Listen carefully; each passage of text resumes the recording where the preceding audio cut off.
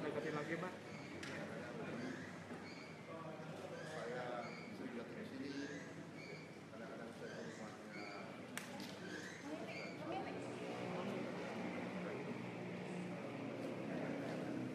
Nanti aku kirim aja WhatsApp langsung.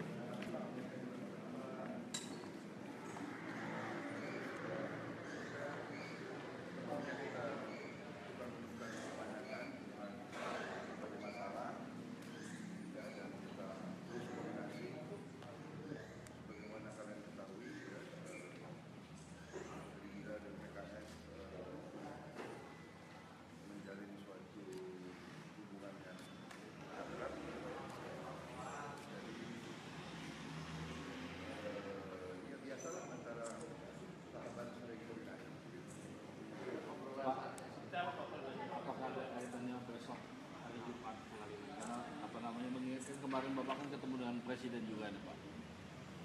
Iya tentunya ya, kita juga bicarakan dan kita juga sependapat.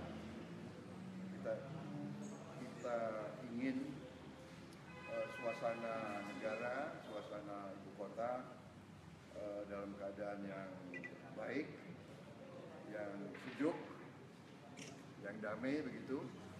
Dan kita juga sepakat bahwa demonstrasi adalah dijamin oleh Undang-Undang Dasar, oleh Konstitusi. Jadi tentunya dalam menjalankan hak konstitusional kita berharap semua pihak juga taat kepada hukum dan menjaga bahwa semuanya berjalan dengan sejuk dan damai. Saya kira itu ya Pak, kesepakatan kita.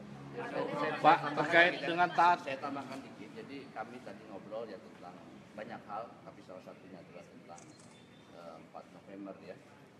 Prinsipnya pertama kami tentu merasa prihatin ya dengan situasi yang ada sekarang ini, dan kita sama-sama sepakat kita ingin mengambil pelajaran dari ini semua.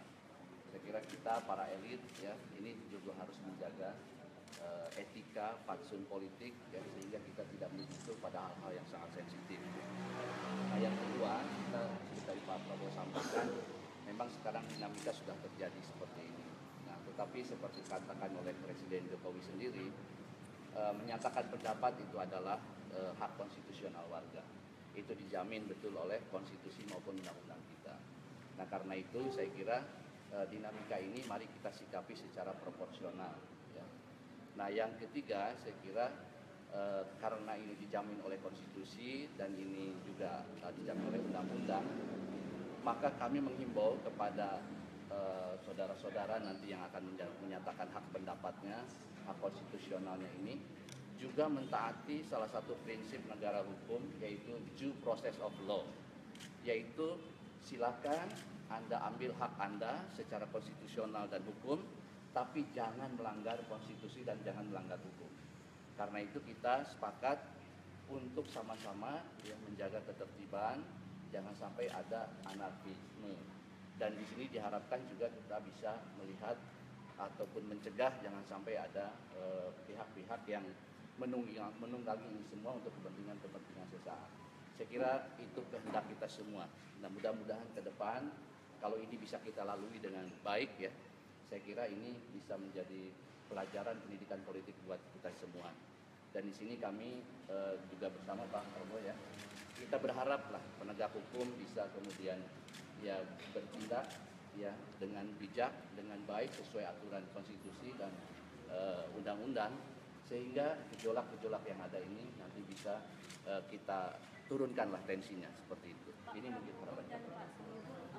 Bagaimana sikap dari partai baik itu PKS ataupun Gerindra bila ada elit partai yang turut serta dalam demo tanggal 4 nanti, seperti Pak Fadlizon dan juga Pak Fahri Hamzah menyatakan kesediaannya untuk ikut serta pada tanggal 4 nanti.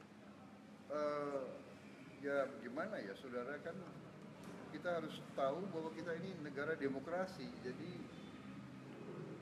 warga negara punya hak ya, walaupun dia anggota partai, dia warga negara. Saya bisa keluarkan suatu himbauan, saya bisa keluarkan satu garis, tapi juga kita bukan, Gerindra juga sikapnya jelas, sudah kita sampaikan di parlemen, ya kan? Kita harap semua berjalan sesuai dengan ketentuan. Ya kalau ada hal yang harus diproses melalui hukum, ya sebaiknya diproses melalui hukum, kan begitu. Jadi saya kira tidak ada masalah, dalam arti saya nggak akan terlalu rigid ya, melarang ini melarang itu. Hati nurani orang juga harus dihormati, dan Partai Gerindra bukan partai totaliter. Saya nggak bisa menentukan semuanya. Saya tadi sudah katakan, garis saya jelas. Kita ingin suasana sejuk, kita ingin damai, ya kan? Kalau ada yang ikut dari Gerindra, dia juga ke sana atas nama pribadi, karena saya merasa Gerindra sebagai gerakan, sebagai partai politik belum memutuskan untuk turun ke jalan. Ya, kita punya proses, saya punya lembaga-lembaga partai saya, kita harus bersidang. Saya nggak bisa ambil tindakan strategi sendiri-sendiri, walaupun saya punya mandat. Jadi bagi saya nggak ada masalah, dalam arti mau Fadlizon, mau siapa, ya kan? Partai saya anggotanya banyak, jutaan. Saya tidak punya polisi rahasia untuk mengawasi, benar nggak? Ya kan? Dan ini masalahnya masalah hati nurani, gitu. Intinya adalah saya juga sampaikan terus kepada pihak pemerintah, apabila diminta dan apabila didengar, saya memberi saran-saran saya, benar nggak? Jadi kita, kenapa yang dipermasalahkan demonstran? Iya kan? Kenapa terjadi demonstrasi kalau lembaga-lembaga politik pemerintahan dirasakan oleh rakyat tidak bisa mendengar aspirasi rakyat, ya rakyat akan turun ke jalan. Kan begitu. Parlemen ada, tapi kadang-kadang parlemen pun tidak didengar, kadang-kadang, ya kan? Anda tahu sendirilah, ya kan? Ada juga anggap dengan uang bisa beli, ketua umum partai bisa dibeli, anggota DPR bisa dibeli, betul nggak? Mungkin ustadz-ustadz bisa dibeli, ya kan? Ini kalau sudah menyangkut masalah perasaan hati, ini harus dijawab dengan kesejukan, kearifan. Dan saya terus-menerus memberi saran kepada pemerintah, karena kita ingin keadaan yang baik, begitu. Ya, itu artinya untuk proses hukum Pak Ahok sendiri harusnya tetap jalan itu Pak ya, biar katakanlah demo itu tidak terjadi gitu kan, intinya itu kan Pak ya. Loh, saya kira kalau Ya, negara hukum saya kira begitu. ya, sikap Gerindra seperti itu sudah kita sampaikan berkali-kali. Ya. Saran Dengan apa lagi adanya sih, progres, Pak, Pak, yang DKI Bapak gimana? sampaikan ke pemerintah, Progres Pak? soal konsolidasi untuk peta DKI. Wah, itu nanti lain kali lah ya, masih panjang kok DKI. Apakah cukup menerima minta maaf Ahok, karena Pak Ahok Jadi sering saya sampaikan, kalau rekan-rekan media baca di full tweet saya sampaikan bahwa kita dalam berbangsa bernegara ini harus berpegangan pada dua hal, yaitu pada asas yuridis dan asas etis, saya kira ya. Nah, di situ saya sebutkan Saudara Basuki itu sudah menyatakan minta maaf. Saya kira itu secara etis sangat bagus. Saya memujinya, ya. Tetapi secara yuridis ini kan tetap harus diproses.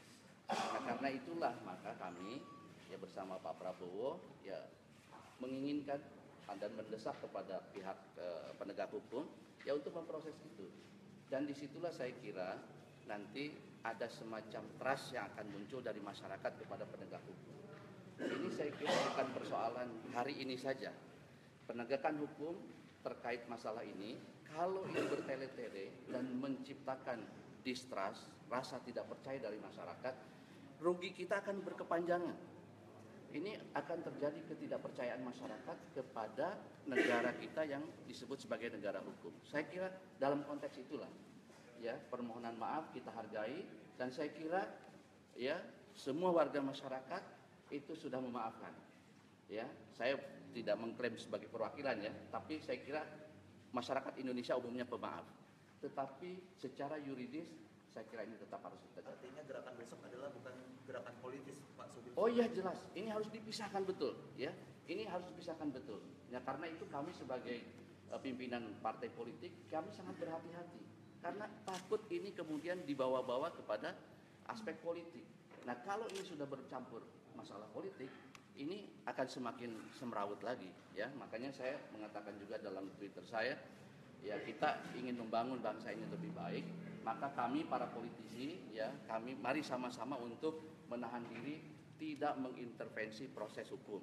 Dan kami juga menghimbau para penegak hukum jangan bermain-main politik.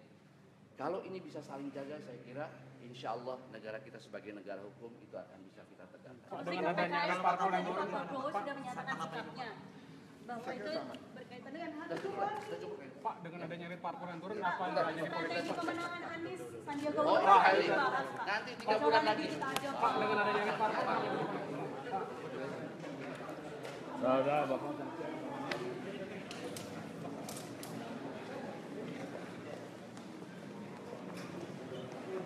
Masih jalan.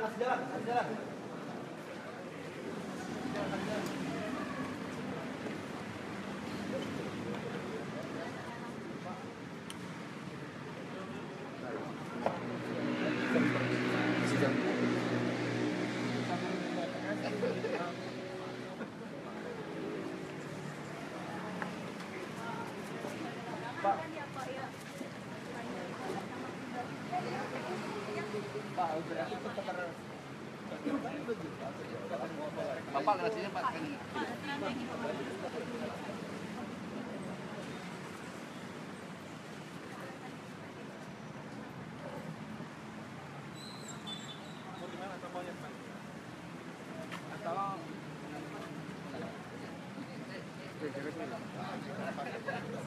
Makan nasi goreng. Iya Pak. Kalian belajar kuda juga Pak. Oh, boleh. Saya juga mau, Pak. Beneran. Pak.